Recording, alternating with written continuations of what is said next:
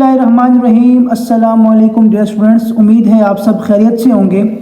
Dear students, आज हमने exercise 10.1 में क्वेश्चन नंबर 3 को सॉल्व करना है, जिसमें हमारे पास फर्स्ट पार्ट है, एक हमें फंक्शन गिवन है y इज इक्वल टू 4 की पावर x, और सेकंड पार्ट में फंक्शन गिवन है y इज इक्वल टू 5 की पावर माइनस x। अब इन दोनों फंक्शंस के अंदर पावर के अंदर वेरिएबल आ रहा है, तो हम इन दोनों फंक्शंस को कहेंगे कि एक्सपोनेंशियल फंक्शन है।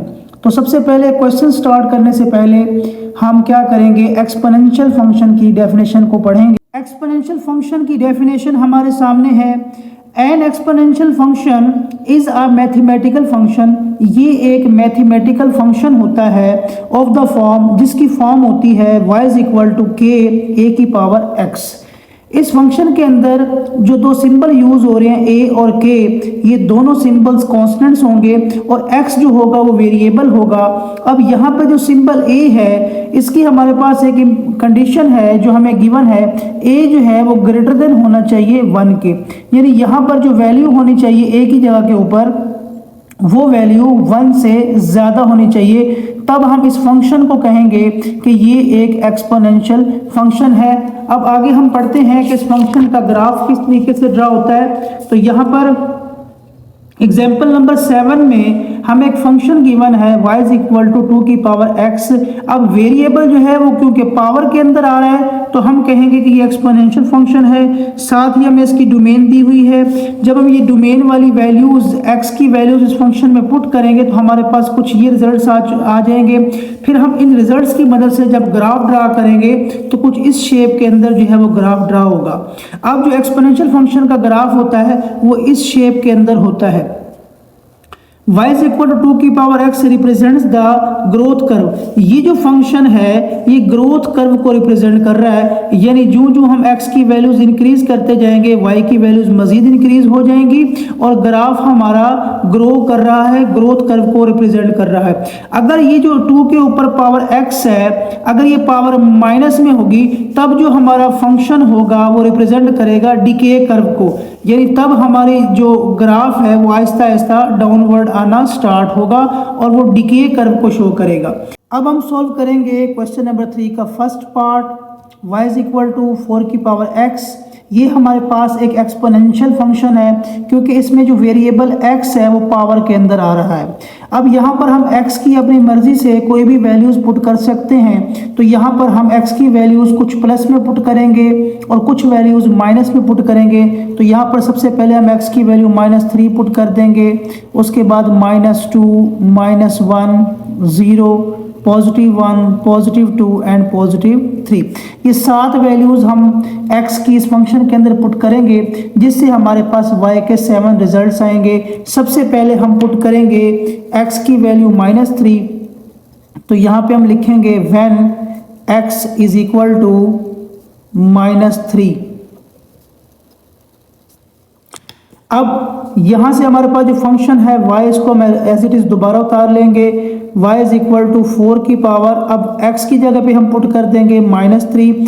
अब डियर स्टूडेंट्स, आप जानते हैं कि जब वेरिएबल की पावर या किसी भी नंबर की पावर नेगेटिव हो तो उसको पॉजिटिव करने के लिए हम क्या करते हैं, बटे में ले जाते हैं। अब 3 जो है वो ऊपर माइनस में था, अब जाकर ये पावर जो है नीचे जाकर पॉजिटिव हो जाएगी। अब हम 4 की पावर 3 का मतलब है 4 को 3 टाइम मल्टीप्लाई करेंगे 3 बार, तो ये बन जाएगा 64। अब हम 1 को डिवाइड कर देंगे 64 के ऊपर, तो इसका रिजल्ट हमारे पास आ जाएगा 1 डिवाइडेड बाय 64, तो इसका रिजल्ट आता है 0.0156। 0.0156।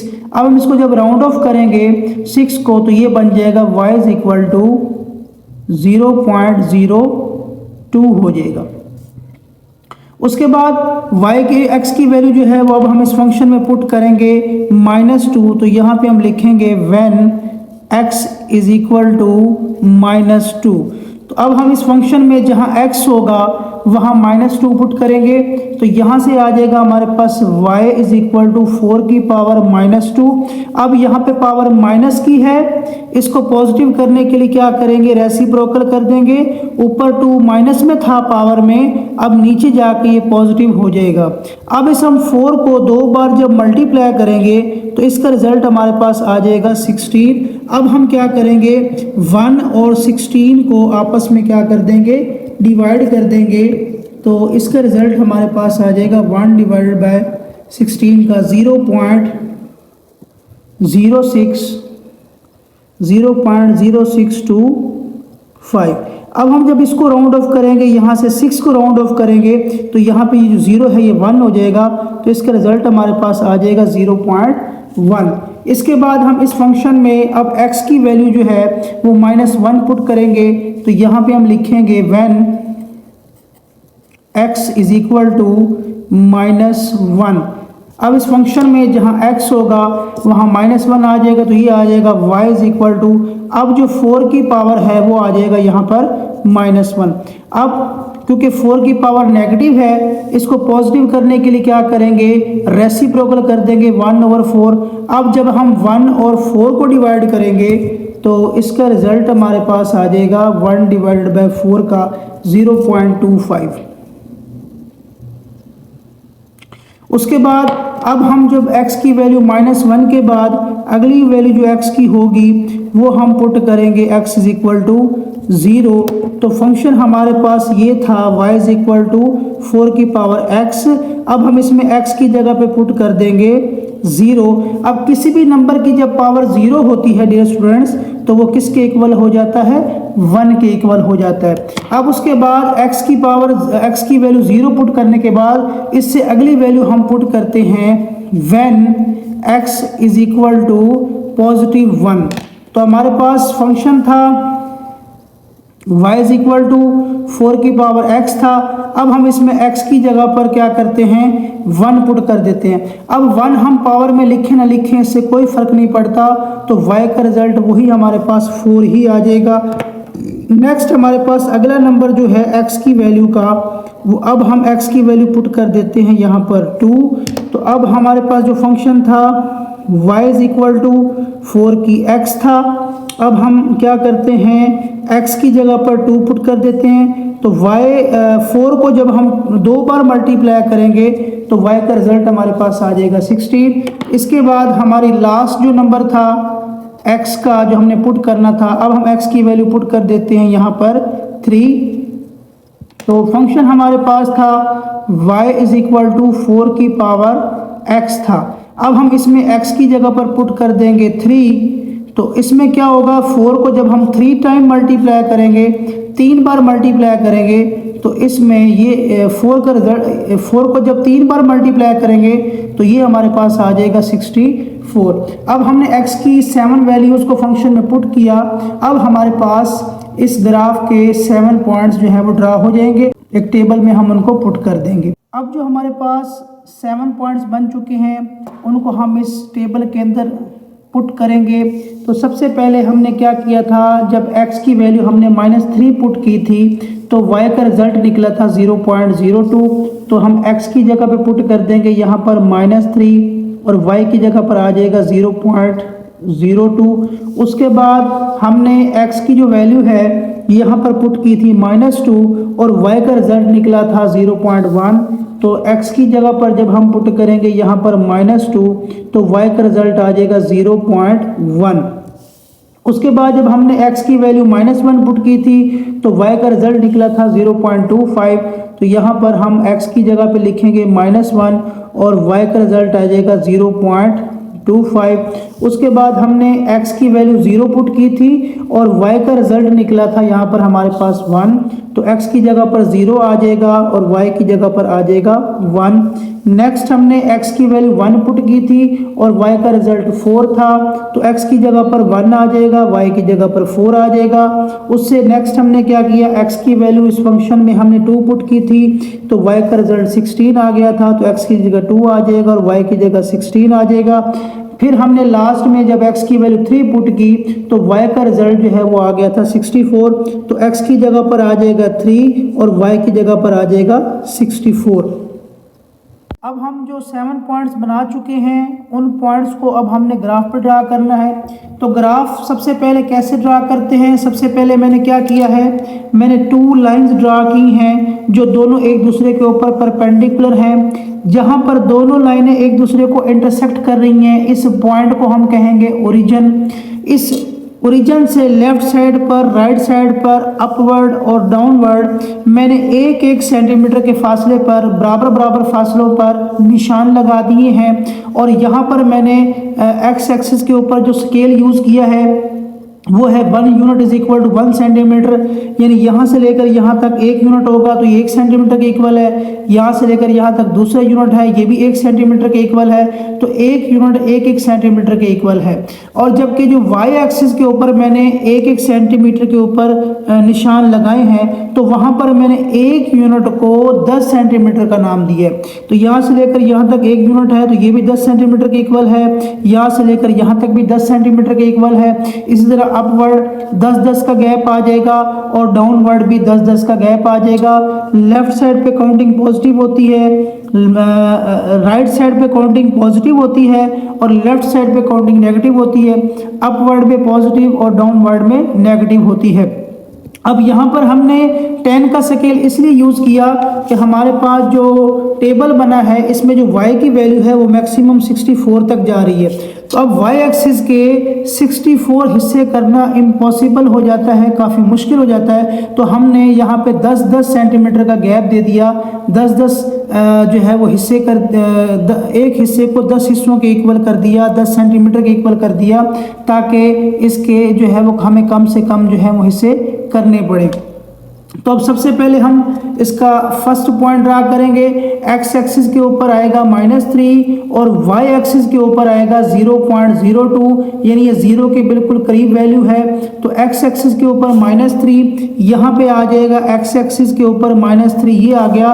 और वाई एक्सिस की वैल्यू वाई एक्सिस पे थी 0.02, तो हम इससे थोड़ा सा ऊपर क्या करेंगे, -3 से थोड़ा सा ऊपर हम यहाँ पे पॉइंट जो है वो ड्रा कर देंगे। उसके बाद हमारे पास जो नेक्स्ट पॉइंट है उसमें एक्स एक्सिस के ऊपर -2 है और वाई एक्सिस के ऊपर 0.1 है। 0.1 का मतलब है ये नंबर भी 0 के बिल्कुल करीब है। तो एक्स एक्सिस के ऊपर तलाश करेंगे -2 और वाई एक्सिस के ऊपर 0.1 है। तो 0.1 जो होगा वो इस पॉइंट से थोड़ा सा मज़ीद और ऊपर जो है वो पॉइंट ड्रा हो जाएगा। उसके बाद नेक्स्ट हमारे पास क्या है, एक्स एक्सिस के ऊपर -1 है और वाई एक्सिस के ऊपर 0.25 है। 0.25 का मतलब है कि पिछले पॉइंट से थोड़ा सा और ऊपर पॉइंट ड्रा होगा। तो यहाँ पे एक्स एक्सिस के ऊपर -1 और वाई एक्सिस के ऊपर 0.25 का मतलब है इससे थोड़ा सा और जो है वो ऊपर पॉइंट ड्रा हो जाएगा। उसके बाद नेक्स्ट क्या है, एक्स एक्सिस के ऊपर 0 और वाई एक्सिस के ऊपर है 1। तो x के ऊपर 0 यहाँ पे आ जाएगा, y एक्सिस के ऊपर 1 करेंगे तो यहाँ से लेकर यहाँ तक 10 हिस्से हैं। तो दरमियान में यहाँ पे करेंगे तो ये 5 हिस्से हो जाएंगे। इस 5 के फिर 5 हिस्से करेंगे तो 0.1 इससे थोड़ा सा और ऊपर यहाँ पे आ जाएगा। तो हमारा अगला पॉइंट जो है वो तकरीबन इस जगह पर बन जाएगा। उसके बाद नेक्स्ट हमारे पास अगली जो वैल्यू है, एक्स एक्सिस के ऊपर 1 है और वाई एक्सिस के ऊपर 4 है। तो एक्स एक्सिस के ऊपर 1 आ जाएगा यहाँ पर और वाई एक्सिस के ऊपर आ जाएगा 4। तो 4 कहाँ भी होगा, यहाँ से लेकर यहाँ तक 10 है, इसके बिल्कुल दरमियान में 5 आ जाएगा। 5 से नीचे थोड़ा यहाँ पे 4 आएगा। इस 4 और 1 को मिलाएंगे तो यहाँ से 4 आ जाएगा, 4 ऐसे मिलेगा और यहाँ से आ जाएगा हमारे पास 1। तो इनको मिलाने से हमारा जो नेक्स्ट पॉइंट अगला बनेगा वो तकरीबन यहाँ पे बन जाएगा। उसके बाद जो अगला पॉइंट है उसमें एक्स एक्सिस के ऊपर 2 है और वाई एक्सिस के ऊपर 16 है। तो एक्स एक्सिस के ऊपर 2 यहाँ से आ जाएगा और वाई एक्सिस के ऊपर जो 16 है यहाँ से लेकर यहाँ तक 20 है, इनके बिल्कुल दरमियान होगा 15। तो 15 से थोड़ा सा ऊपर यहाँ पे आ जाएगा। तो इधर से हम 2 को मिलाएंगे और उधर से हम 15 से थोड़ा सा ऊपर यानी 16 को मिलाएंगे तो इनको मिला के हमारा जो अगला पॉइंट है वो इस जगह पर ड्रा हो जाएगा। इसी तरीके से हमारा नेक्स्ट जो पॉइंट है लास्ट, उसमें एक्स एक्सिस के ऊपर वैल्यू 3 थी और वाई एक्सिस के ऊपर 64 है। तो एक्स एक्सिस के ऊपर हमने 3 को मिलाना है, तो ये एक्स एक्सिस के ऊपर 3 है,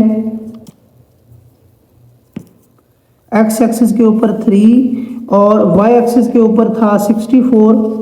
तो हम इसको मज़ीद थोड़ा और आगे बढ़ाएंगे। वाई एक्सिस के ऊपर 64, यहाँ से लेकर 60 और 70 के दरमियान 65 आता है, 65 से थोड़ा नीचे ये हमारे पास आ जाएगा 64। तो अब हम इसको इस जगह पर मिला देंगे 64 से, तो ये तकरीबन जो हमारा लास्ट पॉइंट है वो इस जगह के ऊपर ड्रा हो जाएगा। अब हम क्या करेंगे, इन सारे पॉइंट्स को कर्व की सूरत में आपस में मिलाएंगे। तो यहाँ से हमारा जो ग्राफ है आहिस्ता आहिस्ता अपवर्ड डायरेक्शन में मूव होता जाएगा। ये पॉइंट इसमें से गुजरेगा, नेक्स्ट हमारा कर्व जो है वो इसमें से गुजरेगी इस पॉइंट से, और ऐसे ही आहिस्ता आहिस्ता हमारी जो कर्व है वो इस पॉइंट से गुजर जाएगी। तो हमारे पास इस शेप के अंदर जो है वो ग्राफ बन जाएगा। अब ये जो ग्राफ है y = 4x, ये रिप्रेजेंट करता है ग्रोथ कर्व को। तो फंक्शन हमारे पास था y = 4x। ये जो ग्राफ है ये रिप्रेजेंट किसको कर रहा है, रिप्रेजेंट ग्रोथ कर्व।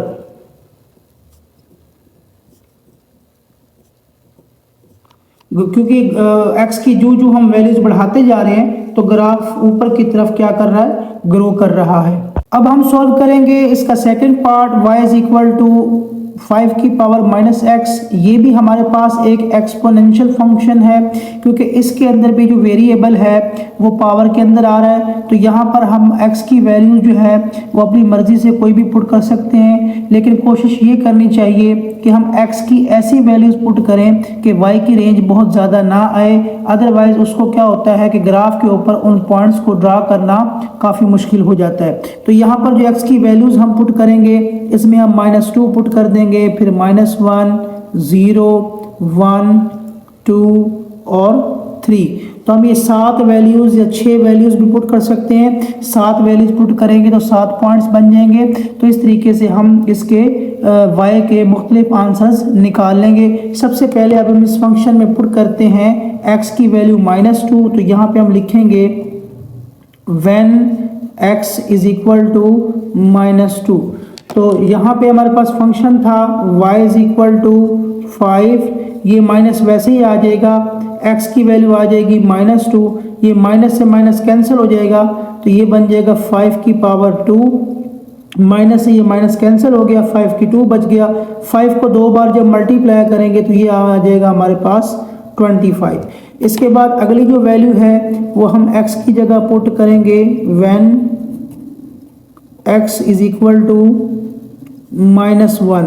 तो फंक्शन हमारे पास था y = 5 की पावर x, तो y = 5 दोबारा आ जाएगा, ये वाला जो माइनस है ये भी दोबारा आ जाएगा, और x की वैल्यू पुट करेंगे -1, माइनस से माइनस कैंसिल हो जाएगा, तो y = आ जाएगा 5 की पावर 1।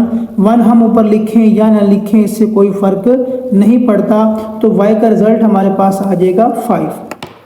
इसके बाद अगली वैल्यू जो है वो हम इस फंक्शन में पुट करते हैं 0।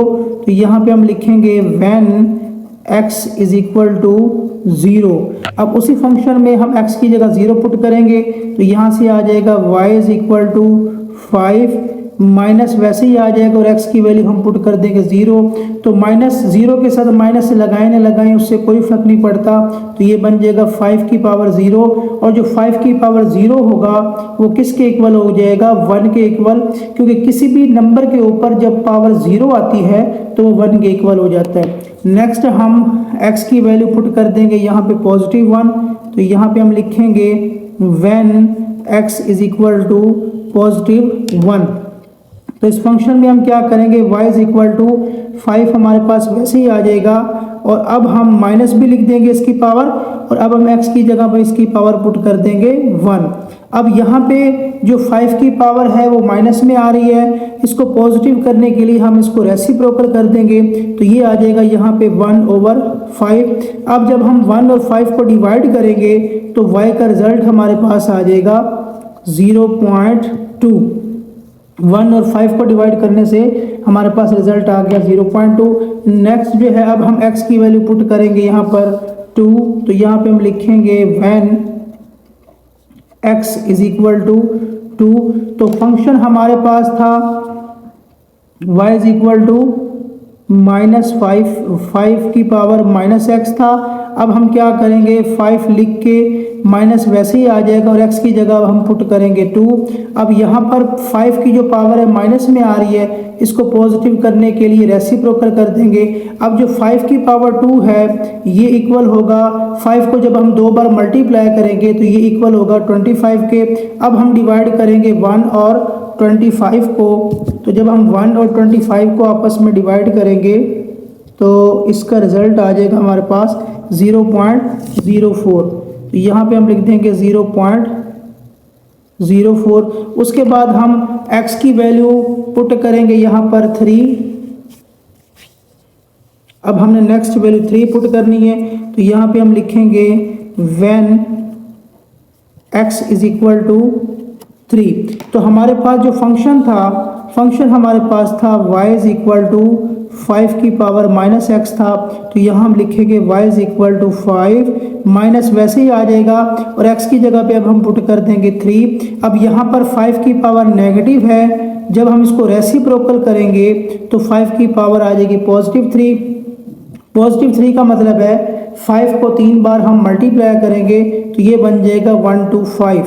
5 को जब हम 3 बार मल्टीप्लाई करेंगे, अब हम क्या करेंगे 1 और 125 को जब हम डिवाइड करेंगे, 1 को डिवाइड करेंगे हम 125 पे, तो इसका रिजल्ट आएगा 0.008। तो यहाँ पे हम लिख देंगे 0.008। ये 8 यहाँ से राउंड ऑफ होके इसको क्या 0 को क्या कर देगा 1 कर देगा, तो ये हमारे पास बन जाएगा y इज इक्वल टू 0.01। अब हम x की 6 वैल्यूज पुट कर चुके हैं इस फंक्शन में। अब हमारे पास जो है वो 6 पॉइंट की लोकेशन आ जाएगी। अब हम इन तमाम रिजल्ट्स को एक टेबल के अंदर पुट कर देंगे। जब हमने x की वैल्यू पुट की थी -2, तो y का रिजल्ट निकला था 25। तो यहाँ पे हम x की जगह पे लिखेंगे -2 और y की जगह लिखेंगे 25। उसके बाद जब हमने x की वैल्यू -1 पुट की थी तो y का रिजल्ट आया था हमारे पास 5। तो यहाँ पे हम लिखेंगे x की जगह -1 और y की जगह पर आ जाएगा 5। उसके बाद जब हमने x की वैल्यू 0 पुट की थी तो y का रिजल्ट 1 निकला था, तो यहाँ पे हम लिखेंगे x की जगह पर 0 और y की जगह पर 1। उसके बाद हमने x की वैल्यू जो है वो 1 पुट की थी और y का रिजल्ट निकला था 0.2। तो यहाँ पे हम लिखेंगे x की वैल्यू 1 और y का रिजल्ट लिखेंगे 0.2। उसके बाद हमने x की वैल्यू 2 पुट की तो y का रिजल्ट आया था 0.04। तो x की जगह पर 2 आएगा, y की जगह आएगा 0.04। उसके बाद हमने x की वैल्यू 3 पुट की थी और y का रिजल्ट निकला था 0.01। तो x की वैल्यू यहाँ पे आ जाएगी 3 और y का रिजल्ट आ जाएगा 0.01। अब हमारे पास ये 6 पॉइंट्स बन चुके हैं। अब हम इनको ग्राफ पेपर के ऊपर ड्रा करेंगे।